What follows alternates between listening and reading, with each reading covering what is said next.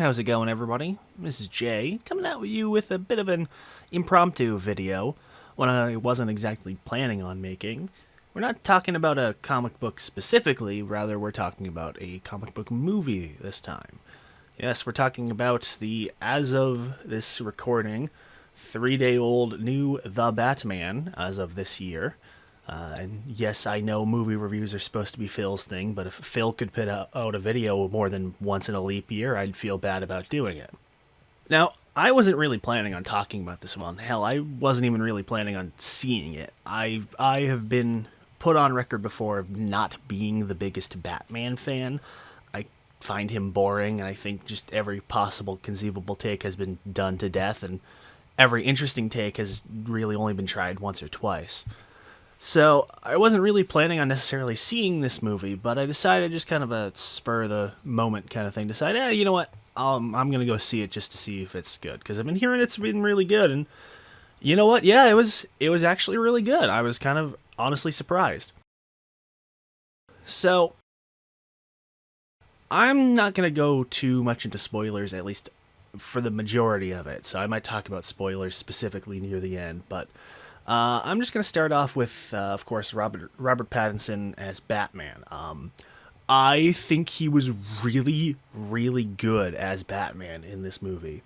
He has a very good presence about him. He's got that quiet, very brooding nature to him, both in and out of suit.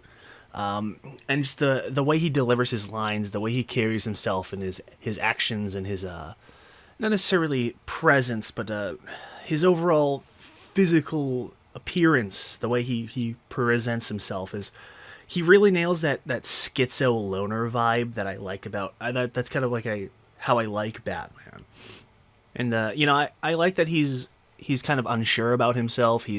This is relatively early in the Batman's career. I think they said about 2 years into this, and he's still kind of unsure of himself. He's going through a bit of a crisis of faith in this movie where he's been doing this for a not insignificant amount of time, and he's become an established part of Gotham. People know him, and he's like they already have the bat signal. He's a considered figure of Gotham, but he's still early enough in his career where he's basically isn't having any effect, and he's doing the whole grim, dark, I am vengeance kind of shit, and it's worked on like the petty, useless thugs. And there's this great montage early on where they throw up the bat signal, and we cut to like different criminals doing crimes, and they just look into like deep pitch black shadows, and they start to freak the fuck out because they think Batman's there, and of course most of the time he's not there. And I like that kind of. He's already set himself up as this big myth. Like people know he's real, but he's still this mythological figure basically. But he's basically having no effect, and that's kind of like a crisis he goes throughout this movie. Is just trying to figure out like, well, shit, something's not working. Where do I go from here? And one of the things I like the best about this movie is that it's not really a general superhero movie. It's a crime thriller basically. It's a mystery crime thriller that just happens to star a guy in a fucking bat costume. And I like that. I really like that angle as well. That it's not I wouldn't necessarily it's not traditional, but it's an atypical take for a comic book movie, and that's kind of I like that kind of detective angle. I like it when Batman is being a fucking detective and trying to solve a mystery. That's the angle of Batman I like. I don't like super ultra mimetic god of prep time, whatever bullshit. I don't like Bat God, basically. I kind of hate Bat God, but that's what they keep doing these days. And this movie is very definitely not Bat God. He's definitely still Batman. Because, he's not perfect. He's still got problems. He's still working it out. Like, he gets his ass thrashed constantly in this movie. Like, he does pretty well in fight scenes, and I really enjoy all of his fight scenes. I don't know if it was a stunt double or Pattinson himself, but the fights are really good. It's not too flashy. It's a lot of just Batman using heavy blows and a lot of very brutal holds, and just kind of very. He goes he's not really like going for flashy stuff. He's just going to put people down and put them down as fast as he can. It's very reminiscent of the combat in the Arkham games, the way it all flows together. It's a little less cheesy than the Arkham game combat, but it's very similar.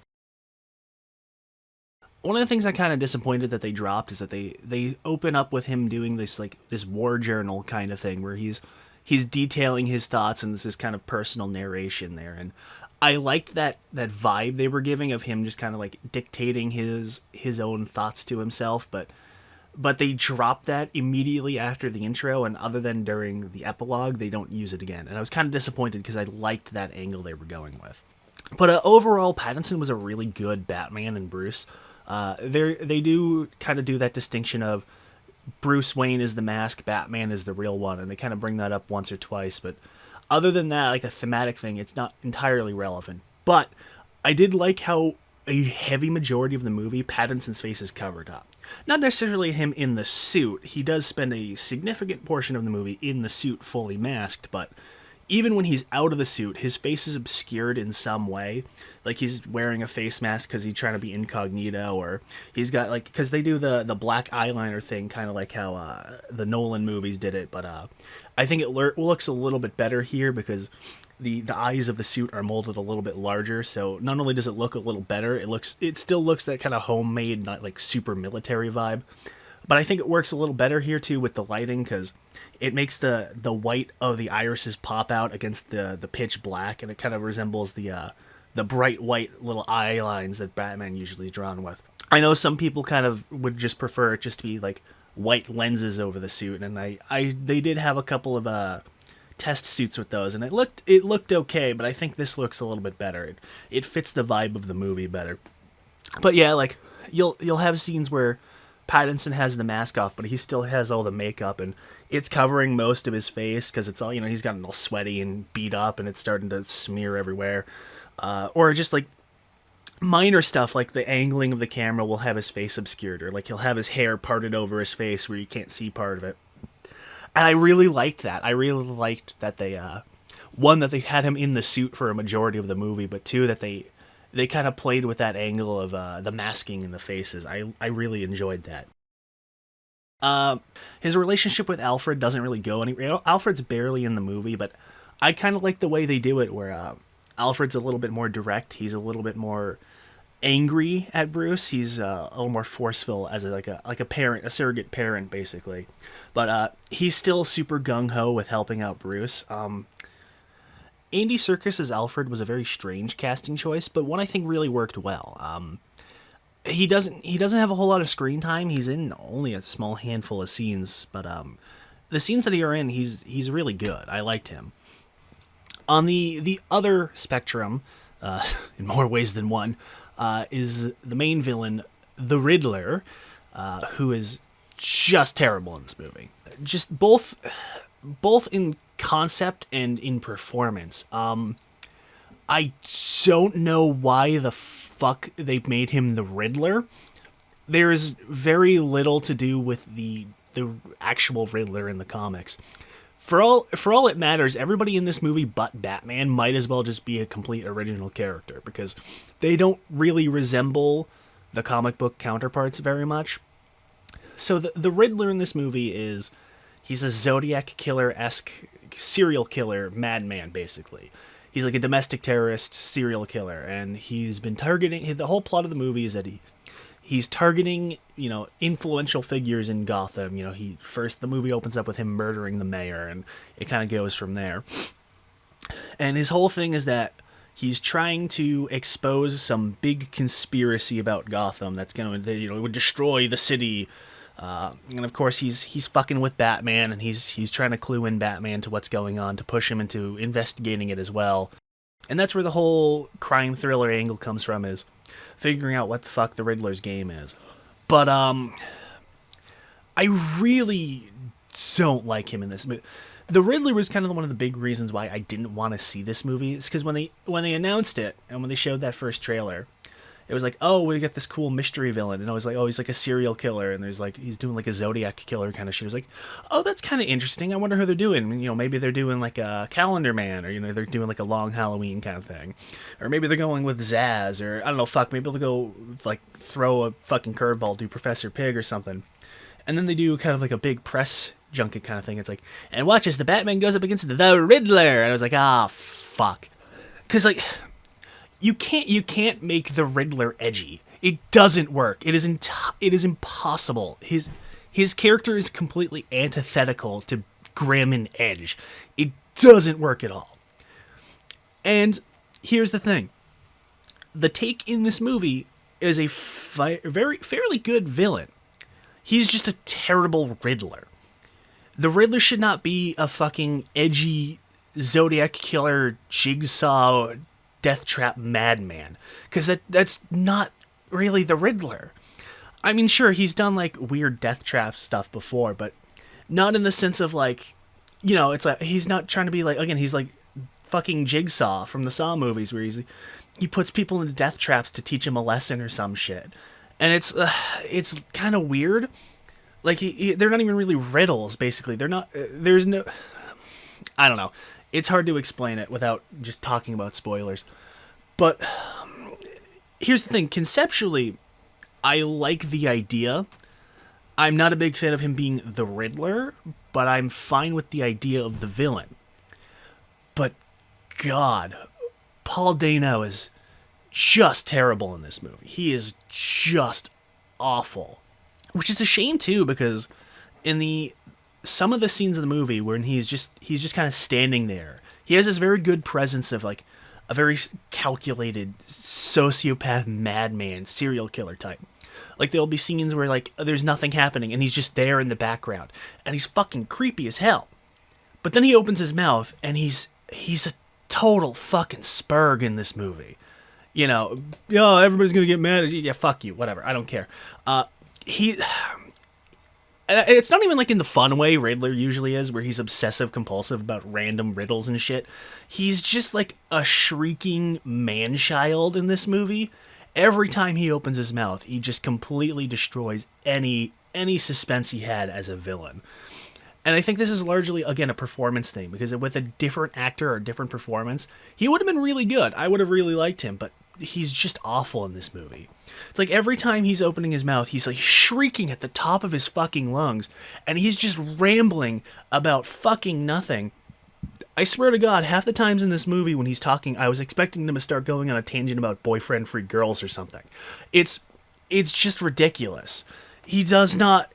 It's like Jim Carrey's Riddler, but at least Jim Carrey had that energy to him. Paul Dano does not have that energy Jim Carrey had. He's basically copying that performance, but not putting in the energy that made Jim Carrey entertaining as the Riddler. And I think that really just kind of just kills a lot of his scenes in this movie. Because I like that kind of conspiracy, serial killer vibe they're going with, where he's trying to expose this, grand cover-up. And I kind of like that angle, but his performance just ruins it.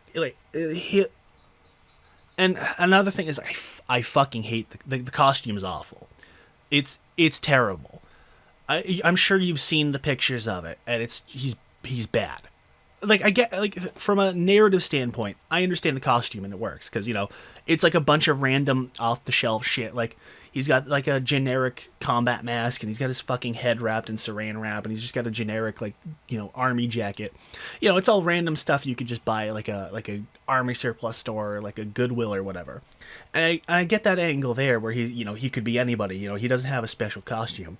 It's like in Scream, where they just bought a generic Halloween costume, so anybody could be the killer. But, like, that doesn't work for the Riddler. And again, it's like, it's all bland olive green, like, at least make it a little more saturated, give him a little bit of purple, give him the fucking tie, for all if he had the fucking tie, that would be enough. But no, they couldn't even go that far. Like, other than the little fucking question mark sigil he has stitched into one of the pockets, there's nothing identifying him as the Riddler at all, and it's not a good costume. And I honestly do think he's the weakest part of the movie, which is a shame, because with any other performance, or with some minor tweaks, he could be really good. And I think this would be a very interesting take for the character. Not one I'm personally fond of. Again, I prefer a goofier Riddler. You can't really make him serious, but it might have worked. I do just think they should have either gone with a different villain, or just made an original villain entirely.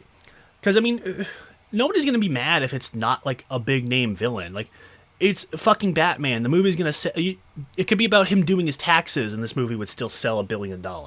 You could have made it anybody, but the Riddler feels really out of place.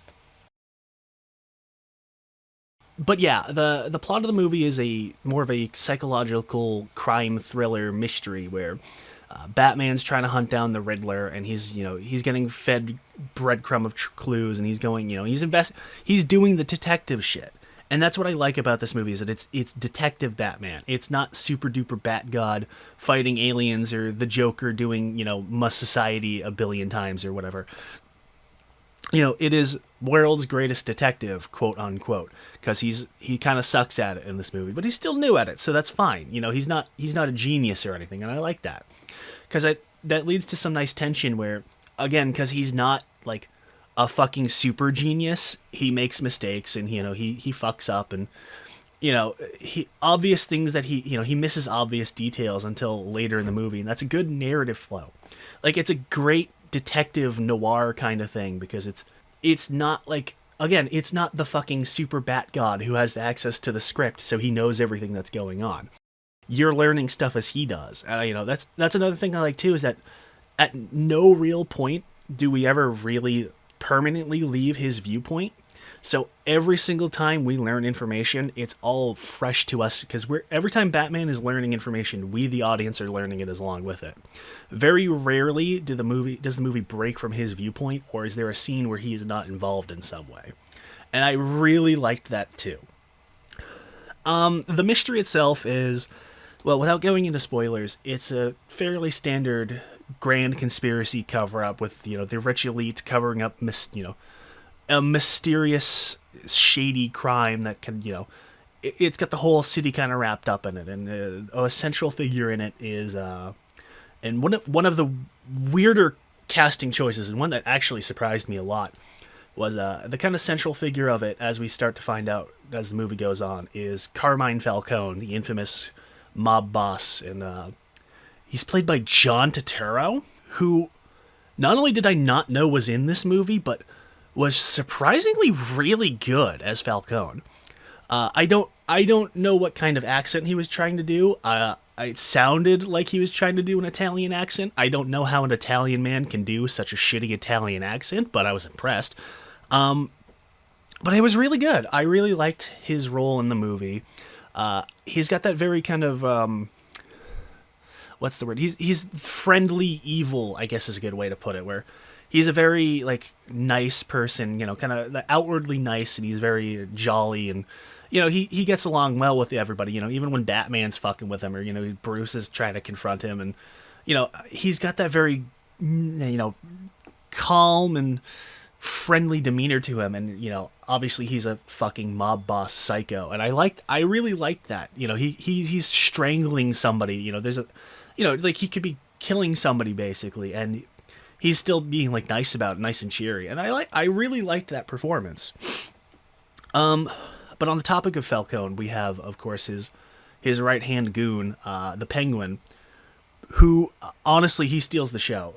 Colin Farrell was having so much fun in this movie. He was so good. Every scene he's in, he completely mogs everybody in the scene. He just steals the attention. He's great. I really loved the Penguin in this movie. I was kind of disappointed that he wasn't in it as much. But he was really good. He was really good. He's almost unrecognizable as Colin Farrell, both in terms of performance and appearance. And a lot of that is very heavy practical makeup. And the makeup looks really good. They don't really go too far with exaggerating him. He's got the hooked nose that kind of looks like a beak, and he's got a very scarred demeanor, and he looks good. He looks really good as the Penguin. It's a nice take. But he's not in it a whole lot, which is kind of disappointing. And of course there's some angles of a conspiracy element too, obviously, because it's got the elites of the city kind of involved, and everybody's got their fingers in different pies, and it's all kind of woven together in a big intricate web. And I like that angle too, and that leads to a nice dynamic Batman has with Commissioner. Well, he's not Commissioner in this movie yet. I think he kind of becomes it at the end. They never really say it. But Gordon. And I really enjoyed Jeffrey Wright as Gordon. I know when they first revealed the casting, a lot of people got really kind of mad because, of course, Gordon's a white guy in the comics, and they cast a black man as him. And in some circumstances, I'm usually on that boat, if only because it feels lazy. Because you could, rather than try to make a unique, interesting character who happens to be so and so race or whatever, you take a pre-existing character and change them to fit that, because rather than try to make your own character and make them work, you're just going to take something that's already established and fit it to fit your image. And generally, I don't like when they do that, if only because, again, it's lazy. You could make your own interesting character. There are plenty of interesting characters of all sorts of varieties, but no, you're just going to take a pre-existing concept and cram it into a new viewpoint. And if there's a good narrative element to do so, I think I'm usually fine with it. But majority of the time, they just do it for the sake of it, and it feels lazy, and it doesn't feel like anybody really involved cared. But Gordon's a good example of it done right, because if only because it doesn't fucking matter, but also because Gordon is really good in this movie. One of the things I liked about Gordon is that he's actually involved in the plot.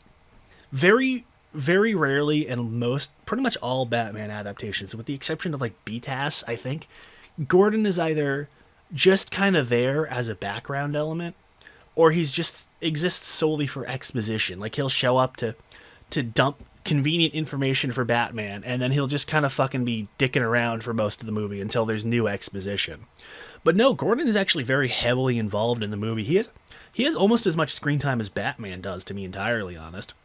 They're doing like a buddy cop dynamic thing, like again, Gordon's still kind of new there, so he's really kind of sticking his neck out for Batman, getting him involved, because he doesn't have that pull where he can just let Batman do whatever. He's still kind of like lower in the rungs, where he has to put his own name on the line to let Batman do his thing. And I like that, because it's that established Batman, but he's not like the super duper ultra bat god where he can do fucking whatever. And I do like the buddy cop dynamic they have, where, of course, Gordon is, an actual cop, so he's doing the actual cop stuff, and Batman is, of course, it's kind of like a Sherlock Watson kind of thing, where he's kind of the Watson, but again, he's more of like a traditional cop. Obviously, he follows the rules, but he's willing to step aside and break protocol to help Batman. And I like their dynamic of, to quote Penguin, good cop, batshit cop. It's good. I really liked Gordon in this movie. His delivery was a little weird. He's kind of doing like this gravelly, like, "Oh, Batman, we gotta stop the Riddler before he something whatever" kind of voice, and it feels a little weird. I'm not sure if that's just his normal speaking voice, to be entirely honest, but it felt a little weird. But overall, he had a very good physical presence. He had a very good delivery. Just overall, he was really good. I think he's one of my favorite Gordons so far, pretty much. And then of course we have Catwoman, the other major character in this movie, who she's okay. She's fine. She doesn't really need to be here. She's kind of superfluous to a lot of the plot. So Catwoman in this movie is... she's not even really Catwoman. She's basically just an original character who happens to be named Selina Kyle. So her whole role in the movie is that when she's introduced, she's a friend of some random whore who just kind of inconveniently got involved in the big mystery because she got caught, fucking the mayor. And of course the mayor, he's, one of those big, traditional life, family values guys. And of course he's going out and buying a whore. So she only really gets involved because her friend happened to be that whore. And she's trying to investigate, she goes missing. So she's trying to investigate what happened. And other than like one scene really early on where she's robbing the mayor's house, if only to find something related to her friend, there's really nothing that makes her Catwoman. She could have been she could have been an original character or anybody but Catwoman, and she would have been perfectly fine. Zoe Kravitz is okay. I don't necessarily really care for her as an actress. She's fine with what she's given, but again, Catwoman is kind of superfluous in this movie because she's just kind of there. her being Catwoman is honestly just an excuse to have her involved in fight scenes, and she's fine in fight scenes. But it could have, again, it could have been like Huntress or whatever, and the role in the movie would have been exactly the same.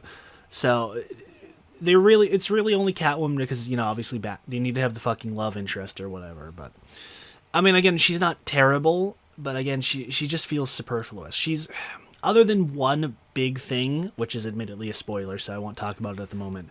She doesn't have any general connection to the overarching plot or the mystery or anything like that, beyond the aforementioned trying to find my friend, who's also tangentially involved anyways.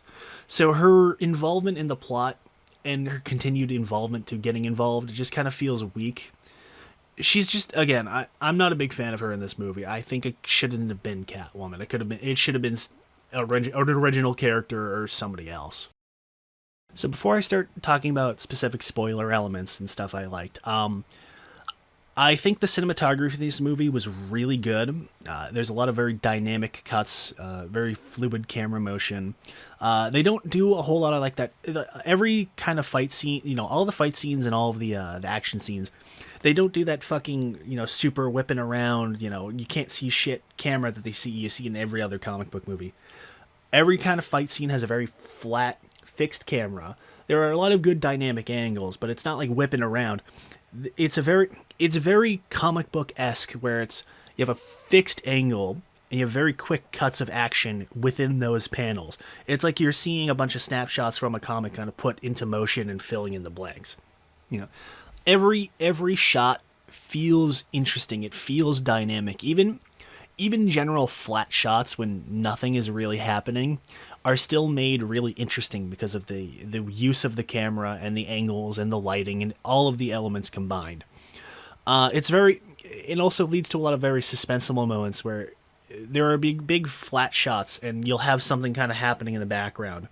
Like they do the shot of, Batman emerging from pitch black shadows, and he's got very slow, methodic movements. It's just, you hear the thudding of his boots as he slowly walks through the shadows and into frame.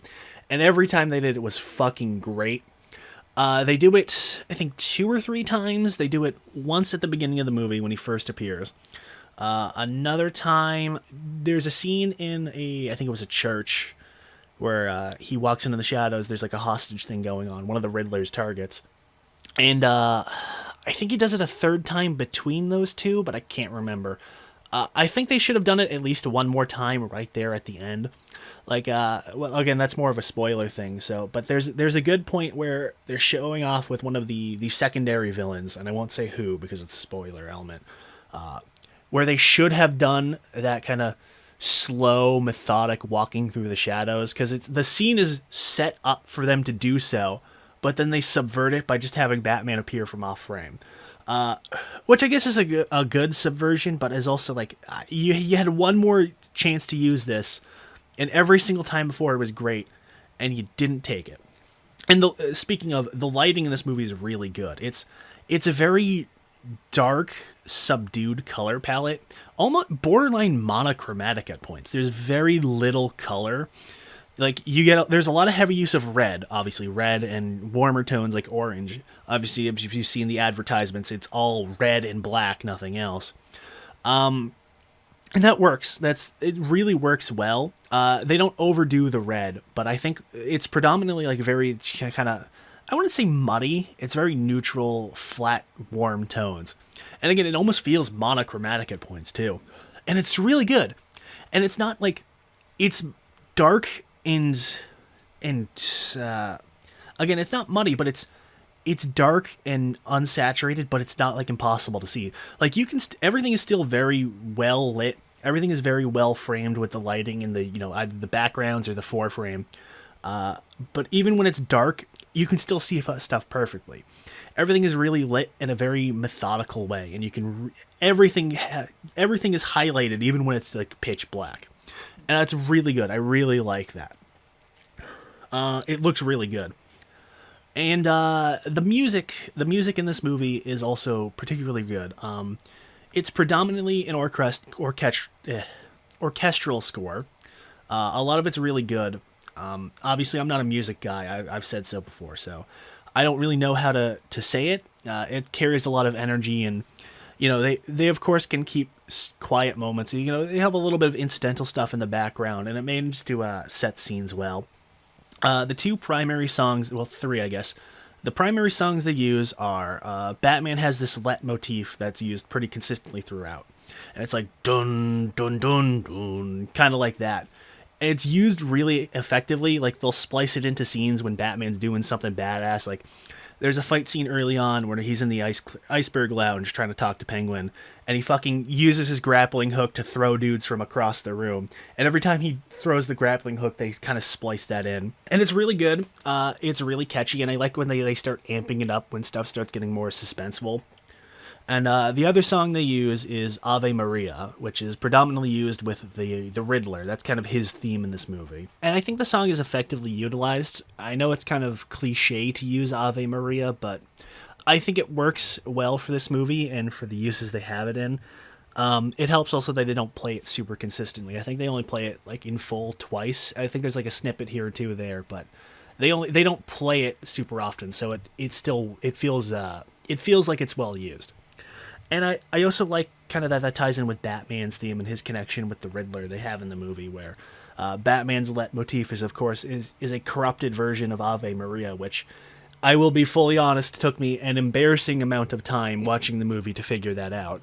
But I think that's a good use of the score there. And the sole unoriginal licensed song that they use is Something in the Way by Nirvana, which is pretty effectively used. They use it once in the prologue and once in the epilogue, both during Batman's narrations of events. And it works as a very good book ending of the movie, where it's setting Batman's general thought process and mood for the movie in the opening, where, of course, you get this very moody, melancholic song.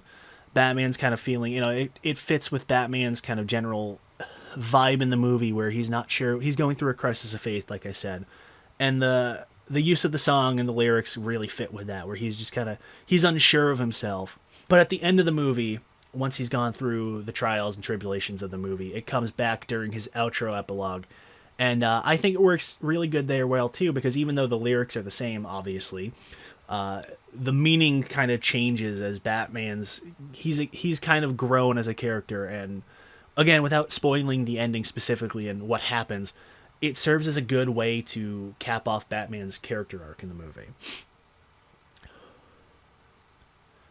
So I think that's everything I would want to say before going into specific spoilers. So from here on out, it's going to be spoilers until I end it. So the big conspiracy that the Riddler was trying to uncover was, there's this running theme of the Gotham Renewal Project, which is, of course, a running theme in Batman media is that Gotham is a total shithole that never improves. Thomas Wayne had set up this big billion-dollar hedge fund, basically, to help, improve things for the city. And, of course, he dies like a week later, as we all know. And I don't think I mentioned that the movie doesn't do the origin story thing. The movie starts with Batman already established, and at no point do they ever flash back to the Waynes dying or really bring up the Waynes dying, other than the fact that their deaths are involved in the plot, which I really liked. I'm glad that they didn't assume that the audience is stupid and doesn't know who Batman is. But obviously the Waynes got killed, and now there's this billion-dollar hedge fund, basically, with no oversight and nobody's attached to it. So all of the elites of the city, they kind of all pull together and they start taking the money to use, just use in general. And the Riddler's whole thing is that he was an orphan at some random orphanage that the Waynes were planning on funding there.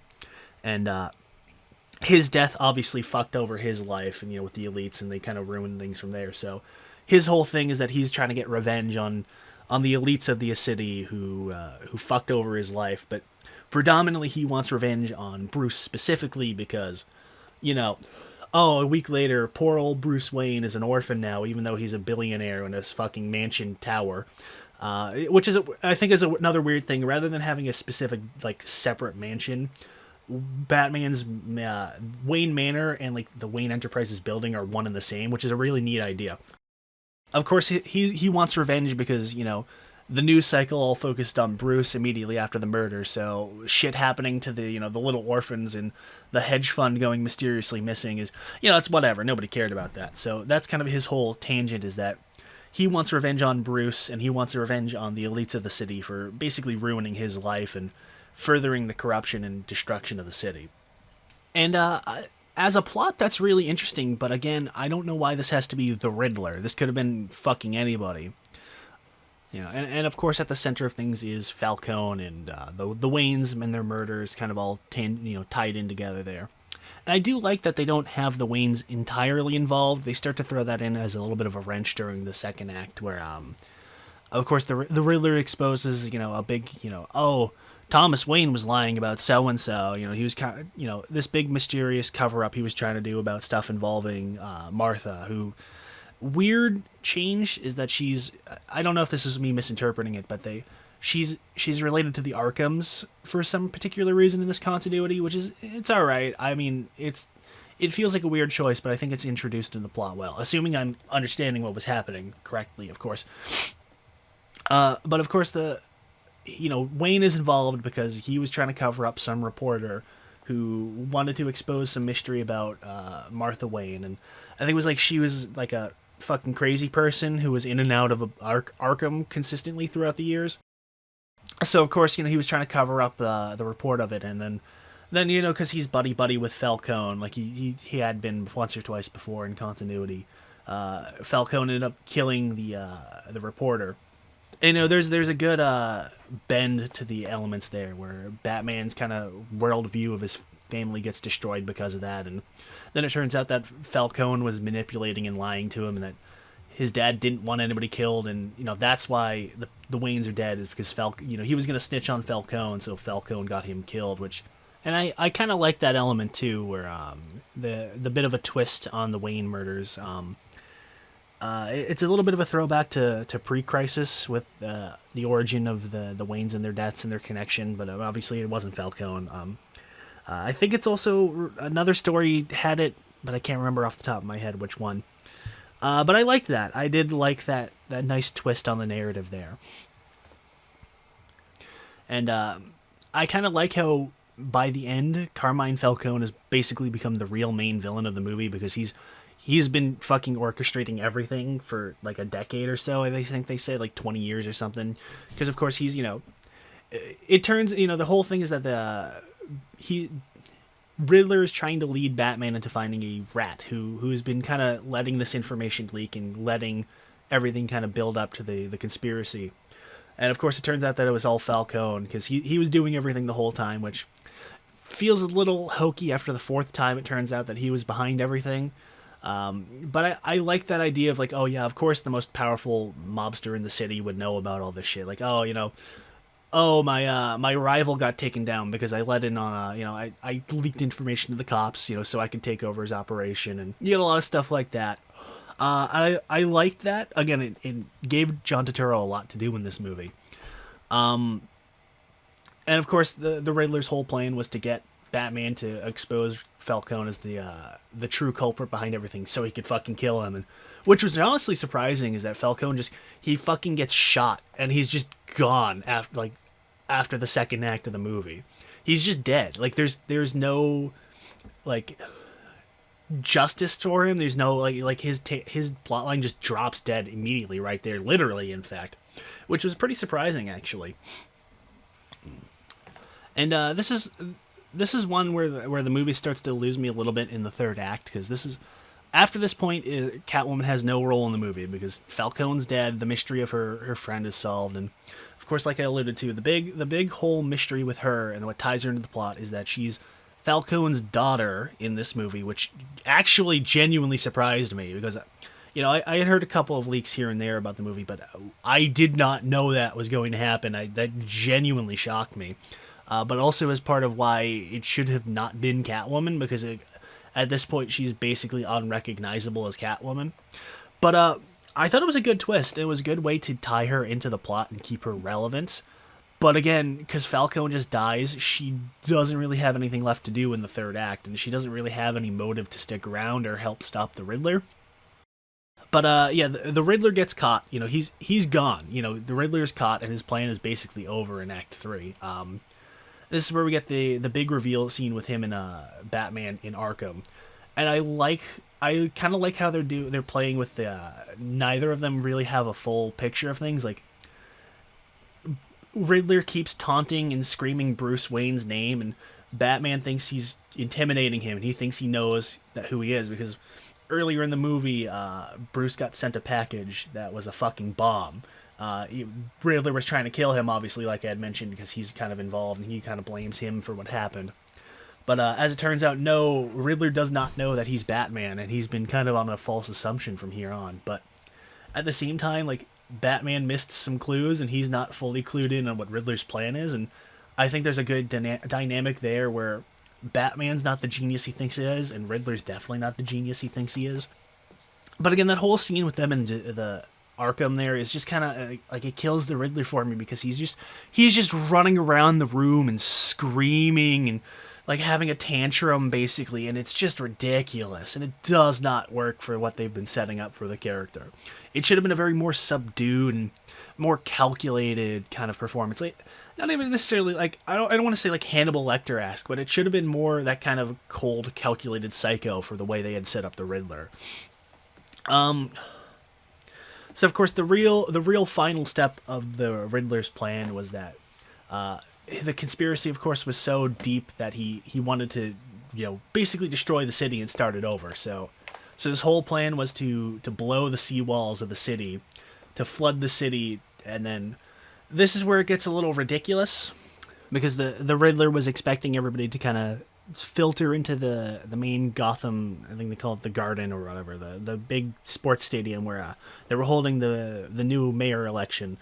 And his plan was to have everybody kind of flood in there, both figuratively and literally. And he had an army of Riddlers who were just going to start opening fire on people just to kill as many people as they could, I guess, which is fucking stupid and is really just kind of ridiculous.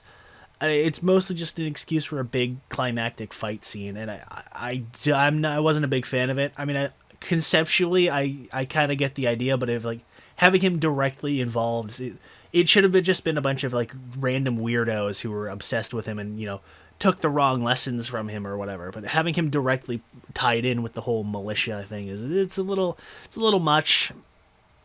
I don't know. But I did like the big ending set piece, and you know, you've got the city flooding, so Batman's kind of rushing along, and everybody's kind of literally flooding into the stadium there, and you've got all this destruction going on. It's very shocking, and it's really well shot. It feels pretty real. I mean, obviously it's all CG, and there's some practical effects too, mostly in the ending with the destroyed stadium, and it looks really good. But I did think the ending fight scene with the Riddlers was pretty good. There's a lot of. This is where it starts to get a little bit more shaky cam-y-esque, but that's just because of the nature of it, where they're up in the rafters of the arena, and you've got Batman kind of flipping around and zipping around and, you know, grappling around, and I like that though. It looks good. It's not impossible to follow. Everything is still very clearly shot, and everything is very in focus, so you get a really good flow of the action.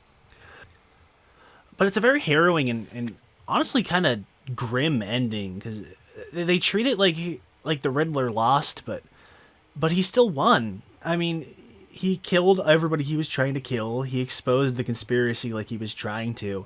He fucking flooded Gotham, and Gotham is basically destroyed at this point. He won though. I mean, that's kind of surprising. Is that the movie ends with Batman basically losing. He failed, and he won basically. It was kind of shocking actually, but I really liked the way the ending is shot. You've got of course, the first little bit of like full light you get in the movie with the setting sun over the destruction of the city, and again, like I mentioned there, you have the reprisal of the Nirvana song, and that ties into Bruce's mentality where he kind of realizes that. He realizes what he really needs to be effective as Batman is he doesn't need to be the grim dark shadow of vengeance, but he needs to become more like a symbol of hope and peace for the city. And I like that. It's a great take on like a grim and gritty Batman that's not full on grim dark. Like he's still got that bright spot of hope in there. And that's what I really liked about this Batman too, is that he's very down to earth, but not like they don't try to go for like a realistic vibe. You know, they're still a little goofy with the gadgets and stuff, but he's a very real feeling Batman, and I liked that too.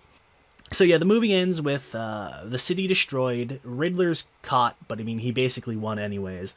Falcone is dead, and the city is basically in shambles, both in terms of the criminal underworld and just in general. Penguin's kind of usurped Falcone as the leader of the city, and they're kind of setting up like a no man's land kind of thing, where it's like, oh yeah, the city's in full martial law, it's all flooded, the National Guard's coming in, everything's fucked basically. Which is an interesting angle to go with. I kind of hope they do follow it up, because I know they've been trying to do No Man's Land in adaptations since the fucking story came out, and they just never get to actually pull it off. So it'd be interesting to see if they actually finally do No Man's Land.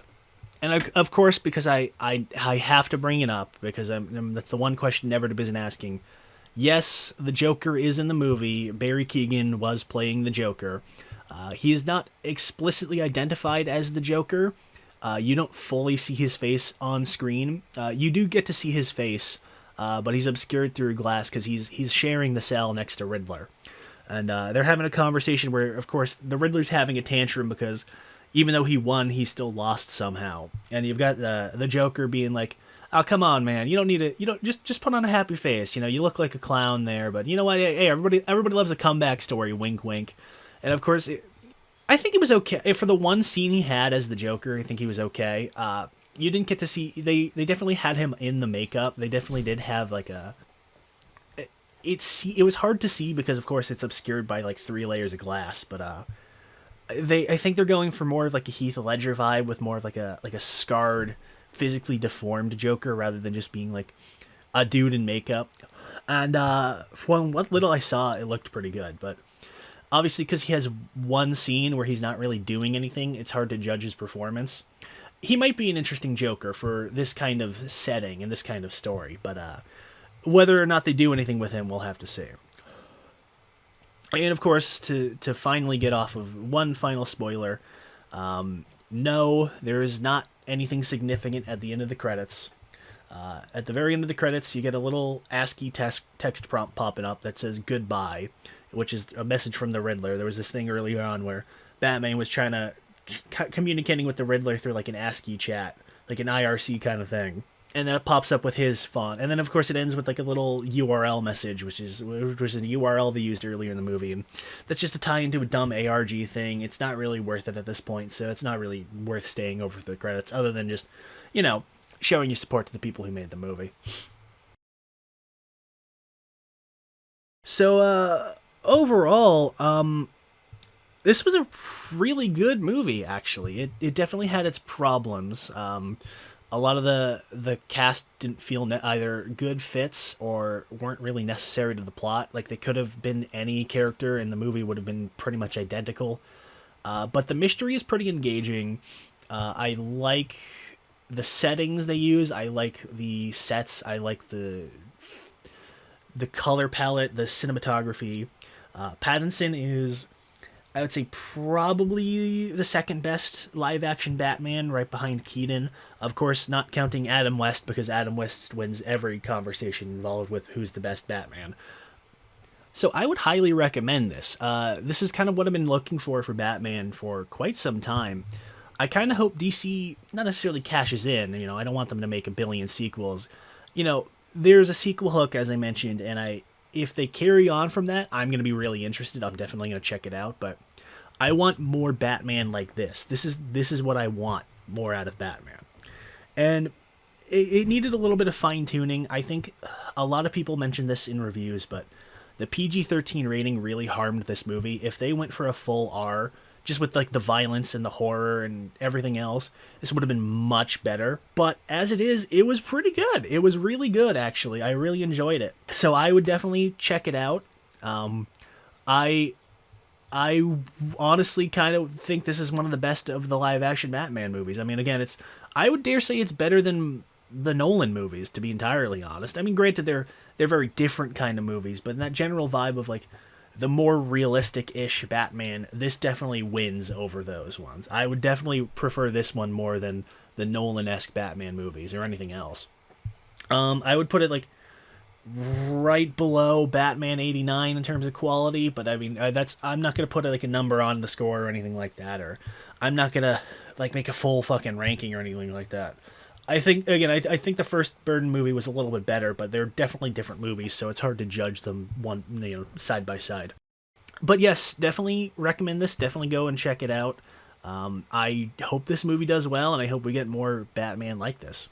So this is far longer than I expected this to be. But yeah. This was just kind of me rambling kind of incoherently. This wasn't scripted or anything, as I'm sure you can tell. So this is really why I don't do these kinds of recent reviews. But yeah, if you enjoyed this, just share your thoughts. Obviously, I don't like begging for comments or likes or anything like that because I don't sound, I sound like a total douchebag. But yeah, I'm interested to hear what everybody else is thinking about this because I've been seeing a lot of similar opinions where it's almost perfect. There's some issues, but I think it's a really good movie. I really, really recommend it. So thank you for watching if you watched this, and I will see you next time with a more standard video, I guess is the best way to put it.